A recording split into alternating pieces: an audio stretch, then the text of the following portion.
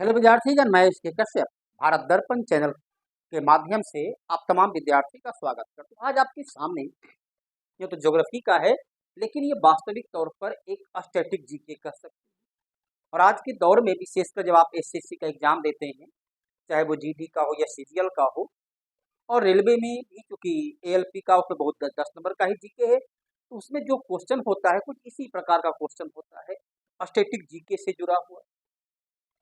तो आज आपके सामने विश्व के जो स्थानीय पवन है, आपको तो अस्थाई पवन किसी वीडियो में बतला चुके हैं पीछे में कि पूर्वैया पवन अर्थात व्यापारिक पवन, पछुआ पवन, ध्रुवीय पवन, इसके अलावा चक्रवाती पवन, इसके बारे में आपको विगत क्लास में बतला चुके हैं।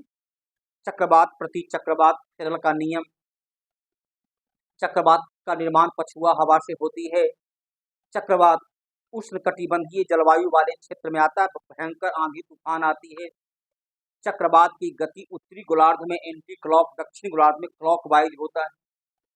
साथ ही बतला चुके हैं फेरल का नियम के आधार पर पवन उत्तरी गोलार्ध में अपनी दाईं ओर, दक्षिणी गोलार्ध में अपनी बाईं ओर मुड़ जाती है। अलग अलग देश में चक्रवाती पवन को अलग अलग नाम से, भारत में चक्रवात, साइक्लोन, काल बैसाखी, नार्वेस्टर के नाम से जानते हैं। भारत में चक्रवात को काल बैसाखी, नार्वेस्टर, चक्रवात, साइक्लोन और उससे होने वाली काल बैसाखी, उससे होने वाली जो वर्षा है आम्र बौछार के नाम से जानते हैं। चक्रवात का अलग अलग नामकरण की जाती है। पहले चली था कि भाई भारत के क्षेत्र में आया तो नार्वेस्टर कहा गया, चक्रवात कहा गया। कैरिबियन द्वीप समूह में आया तो हरिकेन कहा गया। मिसिसिपी घाटी मिसौरी क्षेत्र में आया तो टॉर्नेडो कहा गया। चीन सागर में आया, जापान ताइवान में तो उसे टाइफून कहा गया। ऑस्ट्रेलिया में आया तो उसे बीली बीली, एक परंपरागत नाम दिया हुआ था ऑस्ट्रेलिया में बीली बीली। चीन सागर में टाइफून, कैरिबियन सागर में हरिकेन, मिसिसिपी घाटी क्षेत्र में टॉर्नेडो, भारत में चक्रवात। लेकिन 1953 से चक्रवात के प्रति लोगों में जागरूकता पैदा करने के लिए उसका एक नामकरण की प्रक्रिया शुरू हुई और उससे प्रभावित होकर भारत में भी 2003 में इस प्रकार की सहमति बनी। लेकिन वास्तविक तौर पर 2014 के बाद भारत में भी चक्रवात का एक नामकरण करने की प्रक्रिया शुरू हुई। 2014 में 8 देश जो बंगाल की खाड़ी तट पर अवस्थित थे, वो 8 देश उसका एक नाम रखते थे।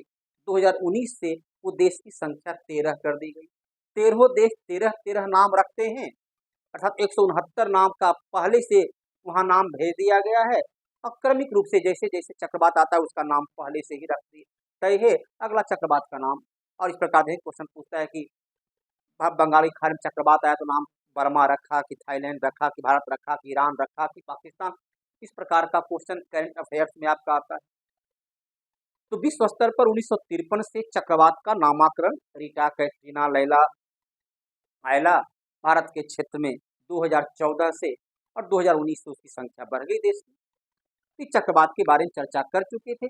आज कुछ स्थानीय पवन हैं जो गर्म और ठंडा, एक तो ये आता है कि कौन सा पवन गर्म है और कौन सा ठंडा है। दूसरा जो पवन का आता है वो किस देश में चल रही होती है, किस देश का स्थानीय पवन का नाम है।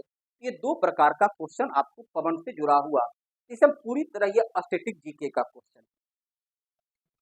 पहले देखिए गर्म स्थानीय पवन वहाँ की जलवायु, वहाँ की पर्वत, वहाँ के उच्च और निम्न वायु दाब के कारण होती है। जहाँ स्थायी पवन सालों भर चला करता है, अस्थायी पवन को सनातनी पवन भी कहते थे, जिसको आपने को ग्लोब के रूप में मैंने दिखला चुका हूँ। पवन जब भी चलता है उच्च वायु दाब से निम्न वायु दाब की ओर चलता है। तो कुछ स्थानीय गर्म पवन है, जितना आपके सामने अब बोर्ड पर दिख रहा है स्क्रीन में, इतना आप याद रखते हैं तो यकीनन तौर पर चाहे सीजीएल का एग्जाम हो या जीडी का एग्जाम हो, एलडीसी का एग्जाम हो या रेलवे का एग्जाम हो, यकीनन तौर पर इससे ज़्यादा पवन के बारे में, वायु के बारे में क्वेश्चन नहीं आएगा। तो गर्म पवन, स्थानीय पवन फोन फ्रांस और इटली में चला करता है। चिनूक रॉकी पर्वत के सहारे अमेरिका, कनाडा में चला करता है। इसे हिमभक्षी क्योंकि ये गर्म पवन है। अमेरिका कनाडा में जब बड़े पैमाने पर बर्फ गिरता है, ये गर्म पवन जब चलती है तो हिम पिघल जाती है, इसलिए इसे हिमभक्षी पवन कहते हैं। पछुआ हवा जब भारत में चलती है, जब चंद दिन पहले तक बिहार में भी चल रही थी, जिससे सनसनाहट की आवाज आती है, भारत पाकिस्तान में उसे लू के नाम से, पछुआ पवन, पुरवैया पवन में नहीं, पछुआ पवन जब भारत में चलती है तो उसे लू के नाम से जानते हैं। हरमट्टन, इसे गिनी तट के क्षेत्र में हरमट्टन पवन चला करता है, तो ये गिनी तट के क्षेत्र में हरमट्टन, जिसे डॉक्टर वायु, ये भी पछुआ पवन है। देखते हैं पछुआ पवन में जख्म जल्द सूख जाता है, दर्द में आराम महसूस हो, लेकिन पूर्वा पवन पुराने से पुराने दर्द उभर जाता है, तो इसे हरमट्टन को डॉक्टर वायु के नाम से जानते हैं। जख्म वगैरह को सुखाने में ये काम आता है। बर्ग के नाम से पवन है, ये दक्षिण अफ्रीका में चला करता है, सभी गर्म पवन है। सिमुम, अरब मरुस्थल सहारा, इसे भी मरुस्थल में अधिकांश पवन जो है वह गर्म ही होती है। सिमुम अरब और सहारा मरुस्थल में चलने वाली गर्म पवन है। कराबुरान, मध्य एशिया अर्थात तजाकिस्तान, उज्बेकिस्तान, कजाकिस्तान में चलने वाली गर्म पवन है। इस पवन से भी वहां पर, ये भी एक प्रकार का हिमभक्षी पवन है जहां बर्फ पिघलता है। सिरक्को, इटली में इसे ब्लड रेन के नाम से जानते हैं, अर्थात इस पवन के कारण वर्षा जो होती है उसका रंग लाल हो जाता है, क्योंकि ये सहारा मरुस्थल से होकर चलता है, तो लाल रेत के कारण वर्षा का रंग लाल हो जाता है, जिसे सिरक्को को ब्लड रेन के नाम से जानते हैं। खमसिन, मिस्र की ये गर्म पवन है। गिबली, ये लीबिया की गर्म पवन है, लीबिया में गर्म पवन को गिबली कहते हैं। चिली, जहां दुनिया का सबसे शुष्क मरुस्थल आटाकामा मरुस्थल है, दुनिया का सबसे लंबा देश चिली जो है, नाम से पवन भी है, उसे चिली, यहाँ देश नहीं, चिली नाम के पवन है जो ट्यूनीशिया में चला करता है। लेवेच, स्पेन में चलने वाली गर्म पवन है। ब्लैक रोलर, यूएसए अमेरिका में चलने वाली गर्म पवन है। शामल, अरब मरुस्थल में चलने वाली गर्म पवन है। ब्रिक फिल्डर, ऑस्ट्रेलिया के शुष्क मरुस्थलीय क्षेत्र में चलने वाली गर्म पवन है। या कह सकते हैं विक्टोरिया, ऑस्ट्रेलिया का जो विक्टोरिया मरुस्थल है वहां पर जो स्थानीय पवन है उसे ब्रिक फिल्डर के नाम से जानते हैं। शांता आना, कैलिफोर्निया में चलने वाली गर्म पवन है। चोमा, जापान में, कहीं उसे योमा शब्द का ही प्रयोग करते हैं, योमा या चोमा, जापान में चलने वाली गर्म पवन है। जोंडा, अर्जेंटीना, पंपास के घास के मैदान में चलने वाली ये गर्म पवन है, जो वहाँ का जब रबी फसल में दाना तो उसको सुखाने में काम आता है, अर्थात उससे जल्दी सब फसल पक जाता है। शामून, ईरान में चलने वाली गर्म पवन है। नॉर्वेस्टर, न्यूजीलैंड में चलने वाली गर्म पवन है। तो अचाला, फ्रांस में चलने वाली गर्म पवन है। गोरिच, ईरान में चलने वाली गर्म पवन है। सुखोब, रूस, अजरबैजान के क्षेत्र में चलने वाली गर्म पवन है। बागियो, फिलीपींस में चलने वाली गर्म पवन। ये सब गर्म पवन है जो अलग अलग देश में उसके अलग अलग स्थानीय नाम से जाना जाता है। जबकि कुछ विश्व की ठंडी पवन पर क्वेश्चन पूछता है, ठंडी पवन में है मिस्ट्रल, फ्रांस में चलने वाली ठंडी पवन को मिस्ट्रल के नाम से जानते हैं। बिल्जर्ड, साइबेरिया, कनाडा के क्षेत्र में चलने वाली बर्फीली तूफान, जहां बर्फ के साथ हवा तेज चलती है, उसे कहते हैं बिल्जर्ड। बुरान जो है मध्य एशिया, तजाकिस्तान और उज्बेकिस्तान, कजाकिस्तान में चलने वाली ठंडी हवा, बर्फीली हवा।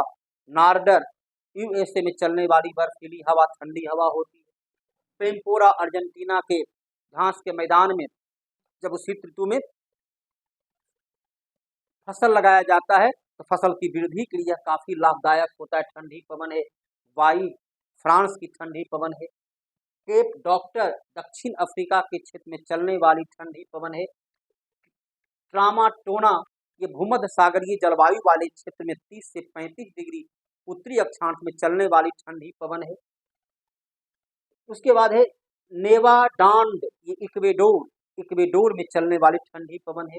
दक्षिणी बस्टर, ऑस्ट्रेलिया महादेश में चलने वाली ये ठंडी पवन है। फ्राइजेन, ब्राजील की चलने वाली ठंडी पवन है। जूरन, स्विट्जरलैंड की ठंडी पवन है, ये बर्फीली हवा चलती है। अब पापागयो, मैक्सिको की चलने वाली ठंडी पवन है। तो ठंडा और गर्म पवन के आधार पर बारंबार जो है इस प्रकार का क्वेश्चन पूछा जाता है। ये तमाम जो है आपका कह सकते हैं कि ये स्टैटिक जीके, जिसे कि अभी वर्तमान में स्टैटिक जीके बोलते हैं, अतीत में इसे विविध प्रकार के क्वेश्चन के रूप में रखा जाता था। तो ठंडी पवन और गर्म पवन और किस देश का वो स्थानीय पवन है, इसके नाम से बराबर क्वेश्चन पूछा जाता है। विद्यार्थी आज आपके सामने पूरे पवन का एक साथ एक वीडियो में रख दिया गया है और यकीनन तौर पर जितना पवन का नाम आपको रख दिया गया, इससे एक्स्ट्रा कोई पवन नहीं आएगा। चक्रवात पहले पढ़ चुके और आज आपके चक्रवात के अलावा आप जो है पिछले क्लास पीछे जो है वह सनातनी पवन या अस्थाई पवन पढ़ चुके हैं। और आज पवन, ये पवन का पूरी की पूरी जो है सेट आपका समाप्त हो जाता है, जिससे हर प्रकार के प्रश्न को आप आसानी से हल कर सकते हैं। उम्मीद करते हैं पढ़ाई से आपको काफ़ी लाभ मिलेगा। यदि इसको ध्यान से आप सुनेंगे, 2-3 बार भी सुन लोगे तो परीक्षा में ठीक है सभी याद नहीं हो जाएगा, लेकिन दिए गए विकल्प को देख करके बड़े आसानी से प्रश्न को उत्तर निकाल सकते हैं। प्रश्न का सभी विद्यार्थी से सभी प्रश्न का उत्तर याद हो ऐसा संभव ही नहीं। बहुत सारे प्रश्न को उत्तर जो है विकल्प के आधार पर देना होता है, या विकल्प जैसे ही देखते हैं त्यों ही उत्तर याद हो जाता है। प्रश्न को छांटना सीखिए। ये पवन से जुड़ा हुआ, इसमें कोई आपका ट्रिक काम ज़्यादा नहीं करेगा।